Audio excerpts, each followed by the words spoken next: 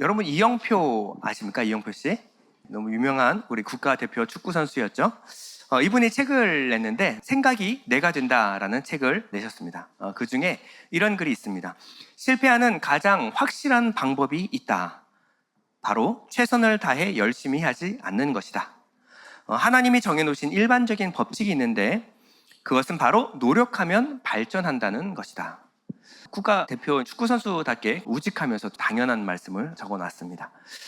꼭 믿는 사람이 아니라도요, 노력하면 반드시 성장한다. 또 성장하려면 반드시 노력해야 된다라는 일반적인 법칙에 대해서 반대하시는 분들은 거의 없을 겁니다. 그런데 믿음 혹은 영적 성장에 대해서만큼은 뭔가 일반적인 법칙이 아니라 예외적인 법칙이 있을 것이다 라고 생각을 하시는 분이 많은 것 같습니다. 여러분, 영적으로 성장하기 위해서 믿음이 크기 위해서는 어떻게 해야 될까요? 말씀 앞에 오랫동안 머물러서 치열하게 연구하고 공부하면 됩니다. 만약에 여러분들이 그럴 여력이 안 되시면 열심히 공부한 목사의 설교를 듣고 또 들어서 여러분의 것으로 만들면 됩니다. 어떤 분이 이렇게 생각할지도 몰라요. 그런 고리타분한 방법 말고 뭔가 좀 획기적인, 좀 혁신적인 방법이 없을까요? 그럼 그런 방법이 있으면 제발 저에게 좀 가르쳐 주십시오. 시급합니다. 오랫동안 말씀을 묵상하면서 제가 알게 되는 것은 이 방법밖에 없다라는 것을 저는 뼈저리게 느끼고 있습니다. 여러분, 영적 성장할 수 있는 방법은 다른 비결은 없습니다. 오직 말씀 앞에 오랜 시간 머물러서 하나님 아버지의 마음을 우리가 깨달아 아는 것, 그 마음이 내 마음이 되기까지 오랜 시간 말씀 앞에 머물러 있는 것밖에 없습니다.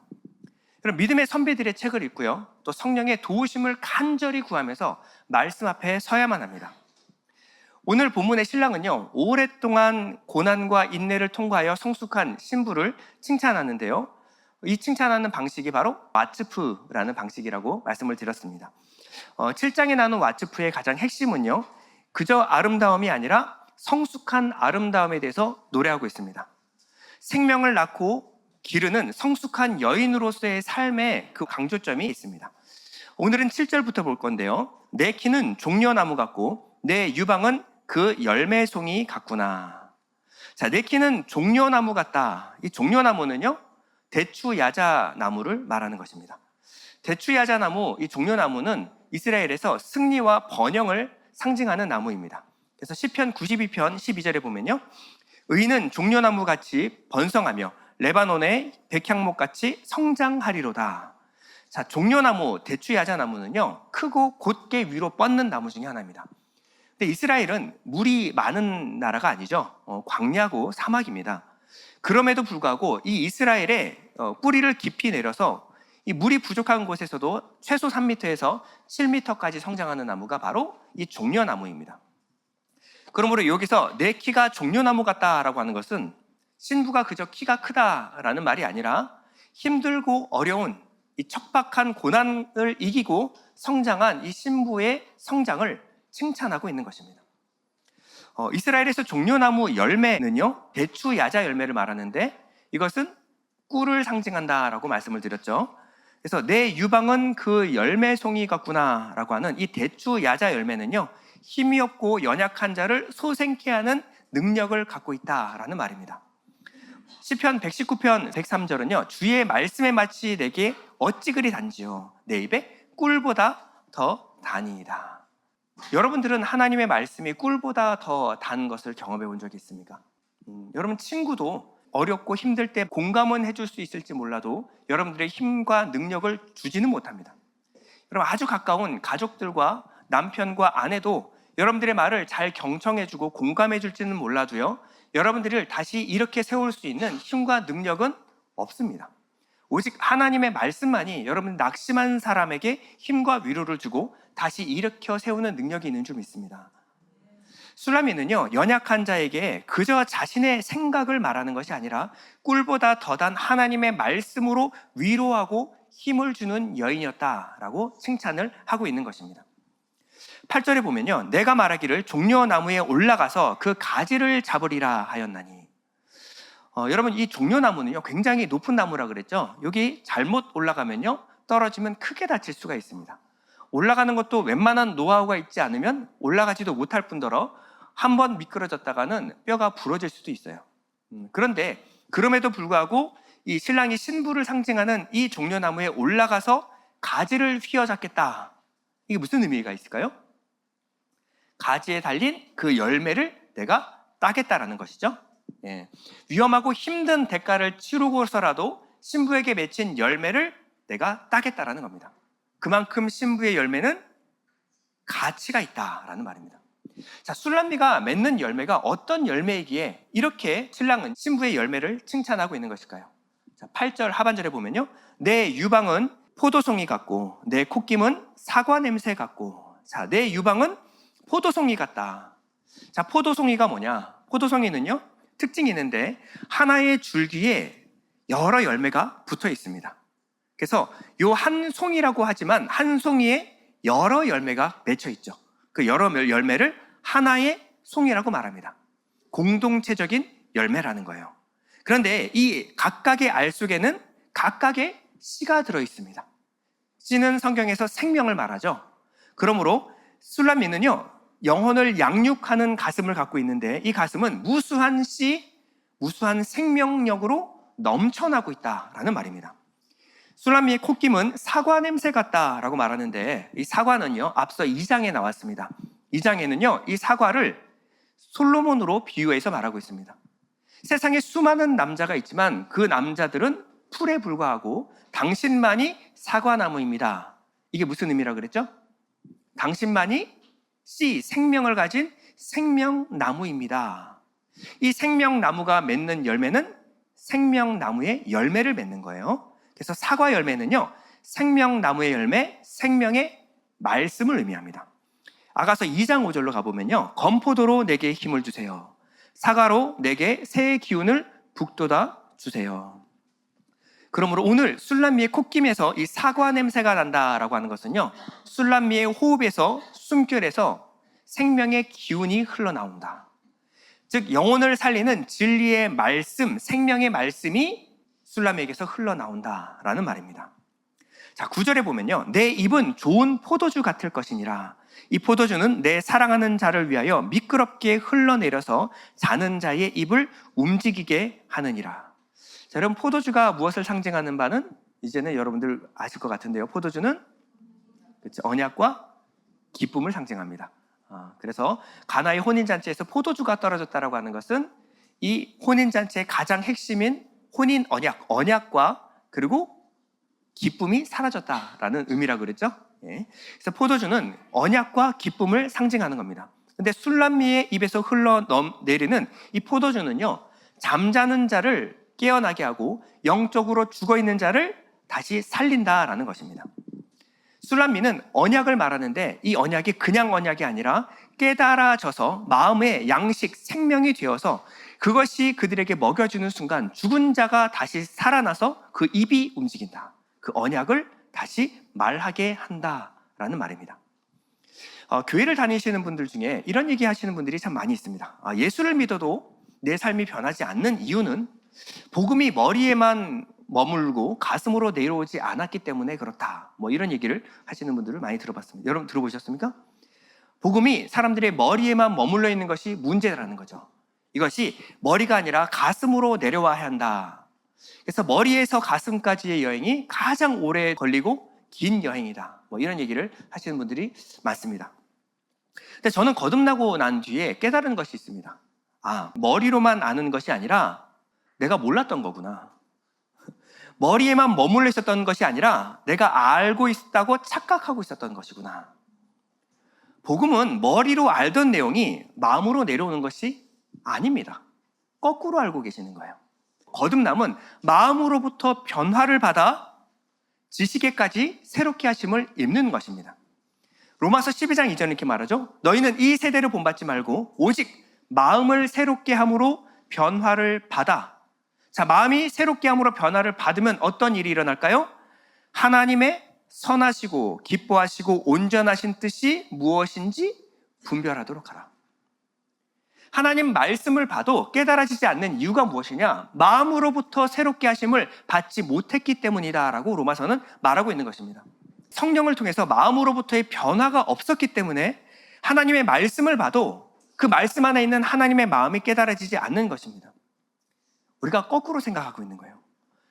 우리가 복음을 들어도 어떠한 능력도 어떠한 변화도 일으키지 못하는 것은요, 그 지식이 마음으로 내려오지 않았기 때문에 그런 것이 아니에요.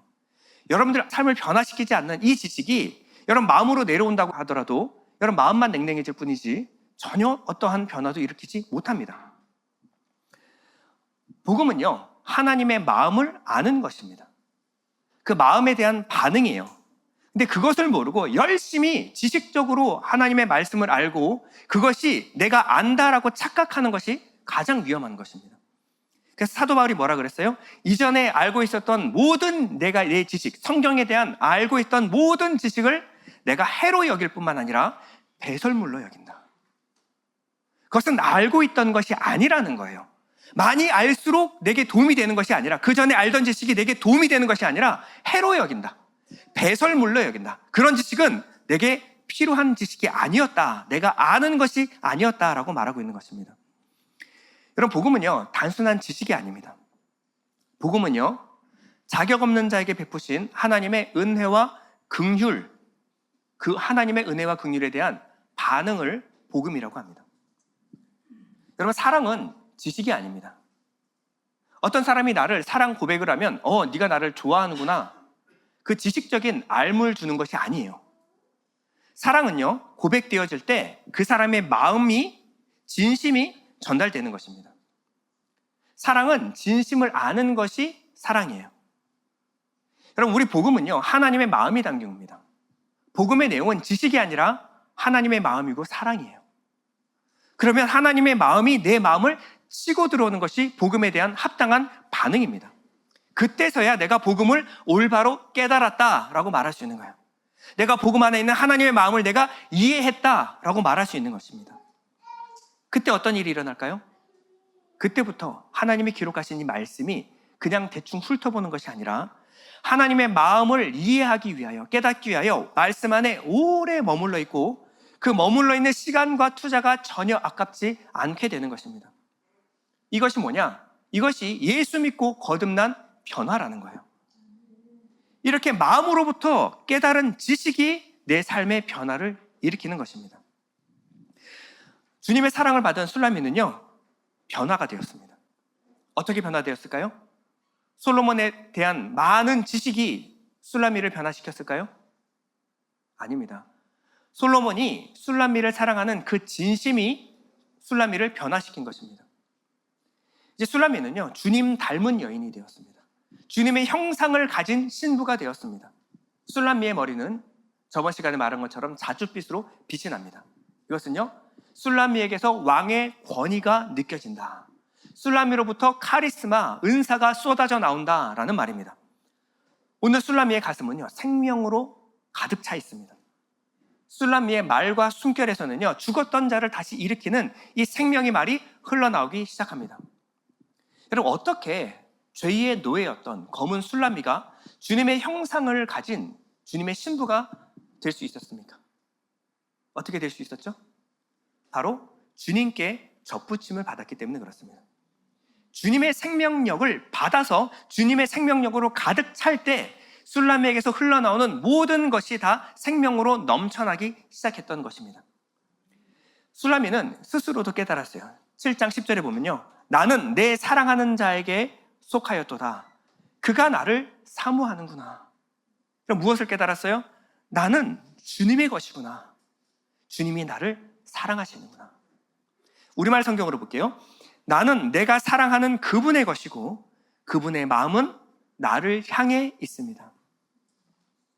여러분, 언제 영적 성숙이 일어납니까?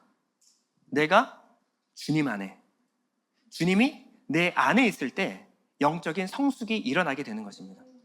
우리가 주님의 사랑을 마음으로 깨닫고 주님의 사랑 안에 살아갈 때 우리 삶에서 능력과 역사가 일어나기 시작합니다. 여러분, 쇠는요, 아무런 능력이 없어요. 그런데 이 쇠가 이 자석에 오랫동안 붙어 있으면요, 쇠에서 자성이 생깁니다. 쇠가 자석이 아닌데 오랫동안 자석에 붙어 있다 보면 자석에 능력이 생기는 것처럼 우리가 예수님께 접붙임을 받고 예수님 안에 오래 있으면요, 우리 안에서 예수님 닮은 모습이 나오기 시작합니다. 예수님의 생명력이 우리를 통하여 흘러가기 시작합니다. 사람은요, 죄책감 그리고 질책으로 성장하지 않아요. 잘못한 거 아무리 지적해봤자 여러분 보지 않는 데서, 여러분 눈 피해서 다른 데서 죄를 짓지, 잘못한 거 지적한다고 사람이 성장하지 않습니다. 사람은 언제 성장합니까? 사랑받고 소속감을 느낄 때 이 사람이 바뀌기 시작합니다. 그러므로 여러분들이 무언가 대단한 일을 해서 성숙하려고 노력하지 마십시오. 더 중요한 것은요, 예수 그리스도의 말씀이신 예수 안에 오래 머물러 있어야 돼요. 주님을 사랑하고 주님께 사랑받다 보면요, 여러분들의 내면이 성숙하기 시작합니다. 우리가 집중해야 될 것은요, 말씀 안에 있는 하나님의 본심을 깨닫는 것입니다. 저를 포함해서 윗세대는요, 이 암기식 학습에 굉장히 익숙한 세대입니다. 그래서 공부한다라고 하는 것은 암기한다와 거의 같은 말이었어요. 그래서 예전에는 이 장학 퀴즈라고 해서 공부 잘하는 학생들이 나와서 퀴즈 문제를 푸는 프로그램이 있었는데요. 정답을 알죠. 다 똑똑한 학생인데 정답을 알아도 빨리 부저를 누르고 말하는 사람이 이기는 거였습니다. 눌렀는데 그때 갑자기 생각 안 나면 틀리는 거예요. 그러니까 아는 게 중요한 것이 아니라 알아도 빨리 정답을 말하는 것이 중요한 세대였습니다.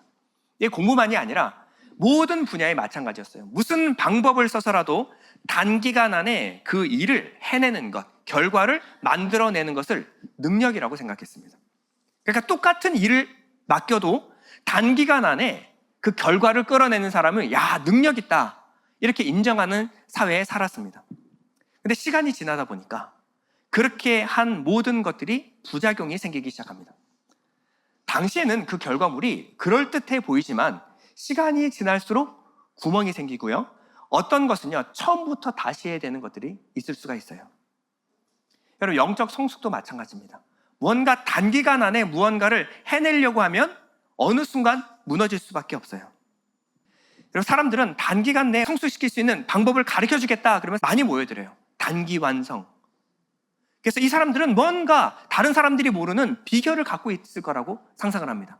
남들 오랫동안 고생해서 할 거 나는 단기간 안에 끝나겠다라는 거죠. 이 학습법의 핵심은 암기식 학습 방법입니다. 내가 마음속으로 납득하고 이해하는 것은 중요한 것이 아니라 머리로만 이해하면 그만이다라는 거예요. 그런데 여러분, 하나님의 말씀도 이렇게 해서 우리에게 성숙을 가져다 줄까요? 내가 암기한 것이 내 마음으로 변화를 일으킬 수 있을까요? 신구약 6개월 완성, 뭐 이런 부분들이 많은데 여러분 속지 마십시오.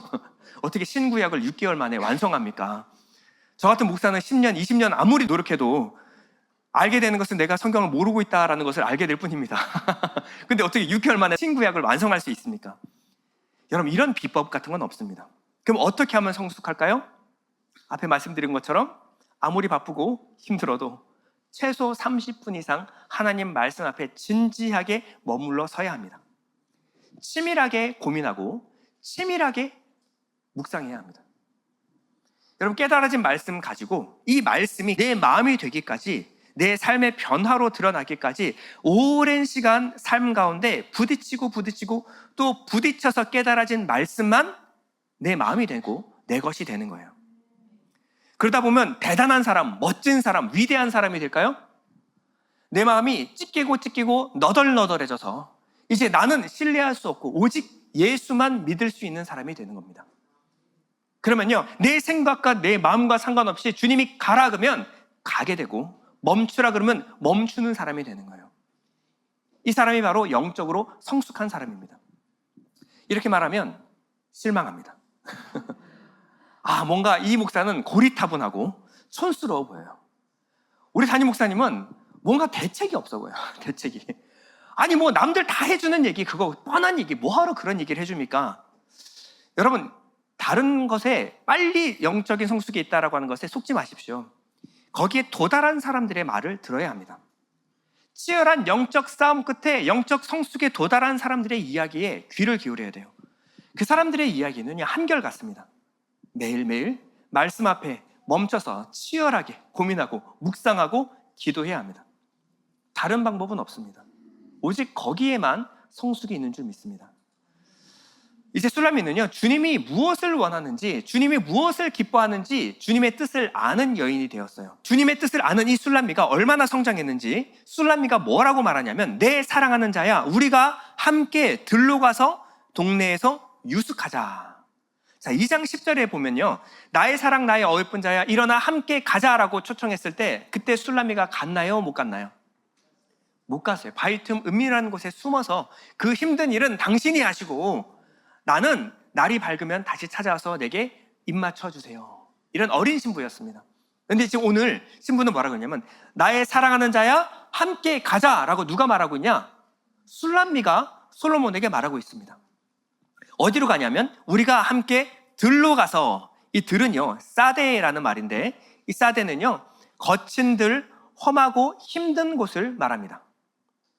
그리고 동네에서 유숙하자라고 하는 이 동네는 케파림이란 말인데, 카파르의 복수형입니다. 카파르는요 성벽이 없는 마을, 그냥 마을이 아니라 어떠한 보호도 받지 못하고 가난하고 굉장히 위험한 마을을 말하는 거예요. 근데 복수예요. 여러 마을, 그런 마을들로 우리가 함께 가자. 자, 술라미가 어디로 가자 그래요? 왕궁? 살기 좋은 곳? 편안한 곳? 쉼이 있는 물가?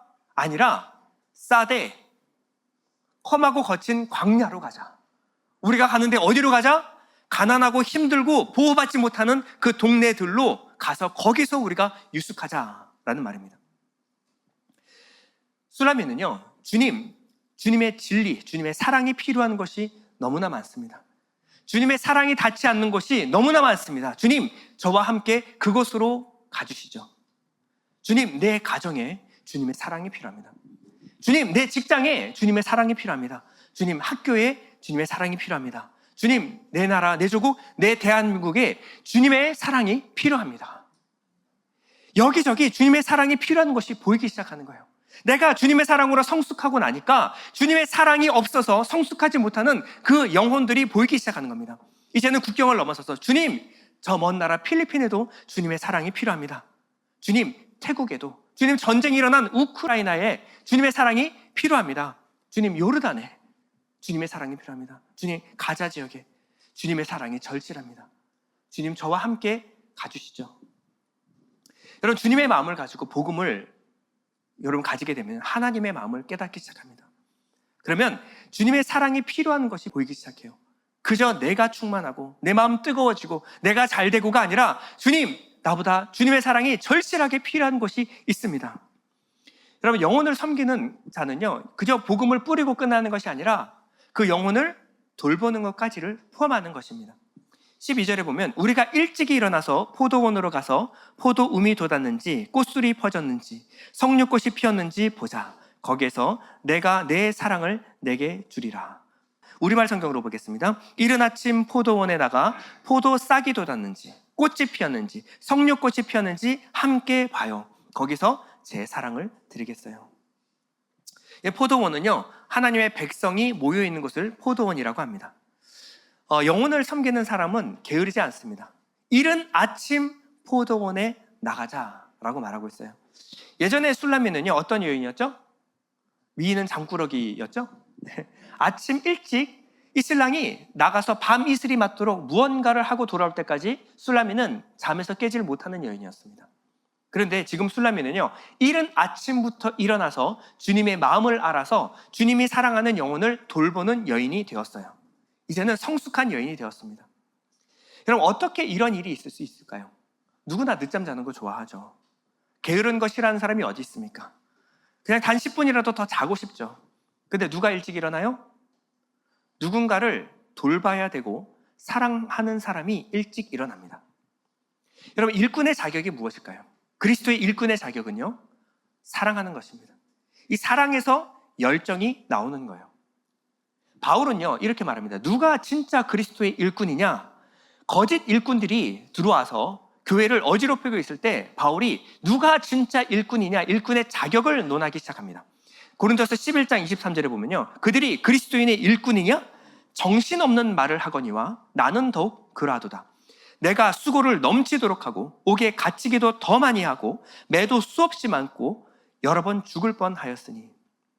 지금 거짓 일꾼들의 자격에 반하여 자기 자신의 일꾼된 자격을 말하는데 무엇을 얘기하냐면, 나는 그들보다 훨씬 더 옥에 많이 갇혔고 돌도 많이 맞았고 태장도 맞았고 심한 매도 맞았고 바다와 강에서 유리하고 광야와 시내에서 먹지도 자지도 못하고 춥고 굶고 헐벗고 힘든 시간을 보냈다. 자, 지금 고생을 자랑하고 있는 걸까요? 그리스도의 일꾼된 자격은 고생 많이 한 사람일까요? 네가 고생 많이 했나? 내가 고생 많이 했나? 이 얘기하고 있는 걸까요? 그 뒤에 핵심이 나옵니다. 뭐라고 하냐면 11장 28절에 보면, 이 외의 일은 고사하고 아직도 날마다 내 속에 눌리는 일이 있으니 곧 교회를 위하여 염려하는 것이라. 누가 약하면 내가 약하지 아니하며 누가 실족하게 되면 내가 애타지 아니하더냐. 여러분, 지금 교회를 위하여 극심한 고난을 받는 바울은요, 이 고난 가운데서 무엇을 염려하고 있어요? 그 가운데서 누가 약하면 내가 약하지 아니하며 누가 실족하게 되면 내가 애타지 아니하더냐. 누가 누구를 걱정할 입장입니까? 광야에서 유리하고 매 맞고 돌 맞고 정말 하루도 정신을 차릴 수 없을 정도로 고난이 밀어닥치는 이 상황 가운데 바울은 애타는 마음으로 누구를 걱정하고 있어요? 연약한 자들을 걱정하고 있습니다. 여러분들에게 생명줄로 연결되어 있는 영혼이 있습니다. 여러분, 그 영혼을 향한 애끓는 마음이 있습니까? 그럼 그 사람이 성숙한 사람입니다. 성경 많이 알면 뭐합니까? 성경 지식 많이 알면 뭐합니까? 교회 오래 다녀서 내가 교회에서 얼마나 많이 고생했는데 고생 자랑하면 뭐합니까? 여러분 마음 가운데 영혼을 사랑하는 주님의 애끓는 심정이 있습니까? 교회를 다닐수록, 오래 다닐수록 한 영혼 한 영혼이라도 더 사랑하는 애끓는 마음이 여러분 가운데 있습니까? 주님은 이렇게 말합니다. 이사야서 57장 18절에 보면, 내가 그의 길을 보았은즉 그를 고쳐줄 것이라. 그를 인도하며 그와 그를 슬퍼하는 자들에게 위로를 다시 얻게 하리라. 입술에 열매를 창조하는 자 여호와가 말하노라. 먼 데 있는 자에게든지 가까운 데 있는 자에게든지 평강이 있을지어다, 평강이 있을지어다. 내가 그를 고치리라. 여러분, 하나님의 마음입니다. 하나님의 마음은 연약한 한 사람, 잃어버린 한 영혼을 향하여 뜨겁게 애타게 부르짖고 있습니다. 평강이 있을지어다. 가라, 평강이 있을지어다. 내가 그를 고치리라. 내가 그를 다시 위로를 얻게 하리라. 여러분, 이 애타는 하나님의 마음을 품은 사람이 그리스도인입니다. 성경 많이 한다고 자랑하지 마십시오. 교회 오래 다녔다고 자랑하지 마십시오. 주님이 보시는 것은요, 이 성숙이 있는가, 주님의 마음을 품고 정말 이 한 영혼을 위하여 애끓는 마음이 있는가, 여러분과 생명줄로 연결되어 있는 이 영혼이 있는가를 보시는 겁니다. 이 사람이요, 아침 일찍 일어나 하나님 말씀 앞에 매달리는 겁니다. 하나님, 내 생각, 내 마음으로 이 사람 살릴 수 없습니다. 지금 생명의 말씀, 당신의 말씀을 내게 부어주셔서 이 생명으로 넘쳐나게 해주십시오. 그래야 내게 숨결마다, 내 말마다 그를 살리게 해주십시오. 주님, 이 나라 이 땅에 주님의 사랑이 필요합니다. 주님, 저 멀리 필리핀에도 주님의 사랑이 필요합니다. 주님, 내 자녀에게 주님의 사랑이 필요합니다. 이 애타는 마음을 가지고 가는 곳마다 주님께서 생명의 빛을 비춰줄 줄 믿습니다. 주님의 명령에 순종하여 주님의 마음을 가지고 가는 모든 곳마다 살아나는 역사가 일어날 줄 믿습니다. 우리 잠시 기도하겠습니다. 우리 기도할 때, 주님, 내 마음을 쳐서 복종하게 해 주옵소서. 내가 나만 아는 신앙에서 머물러 있지 않게 해주시고 주님의 마음을 가지고 연약한 지체를 돌보며 사랑하며 섬길 수 있는 마음 허락하여 주시옵소서. 우리 다 같이 기도하겠습니다.